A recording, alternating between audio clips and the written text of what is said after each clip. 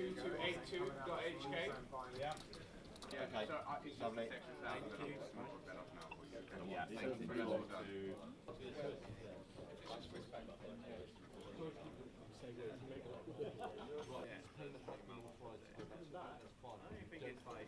Yeah, this when they came back in, so that's where he,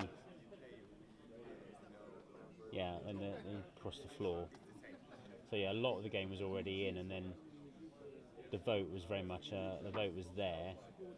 It was very much a non-event, really. Well, it might be odd to a lot of people, given what we've seen in Parliament, but the pound has actually rallied over the past day or so, admittedly from its lows, not just for the year, but almost in over 3 years since the referendum. Expectations that a no deal is now much less of a possibility, I think, off the back of last night's motion in Parliament. Those hopes might be misplaced, but certainly at the moment the pound is taking its time to push higher in the short term at least. Perhaps we'll see that reverse in due course, but certainly I think given, admittedly after a very big move over the past week, we have seen it rebound in the short term.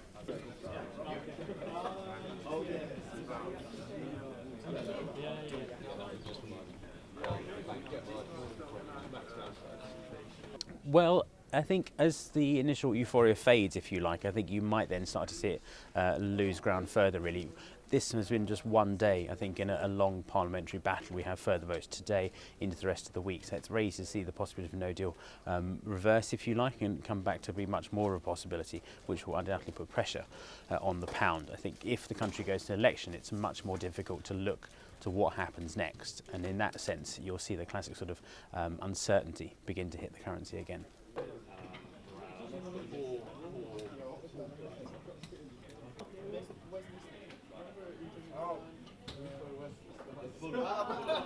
I think if we do get an election called, I think you'll see again continued strengthening of sterling in the very short term. I think there'll be close reading of the polls and expectations of how the parties will campaign.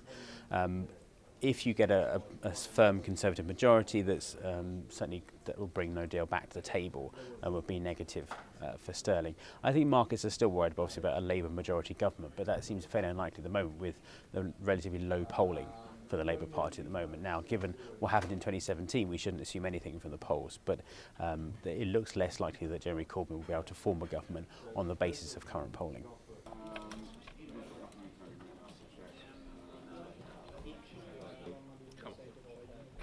Good Lord. You've never seen a hedge when it's crossed your eye? Yeah. He's probably worked out his theta and his delta.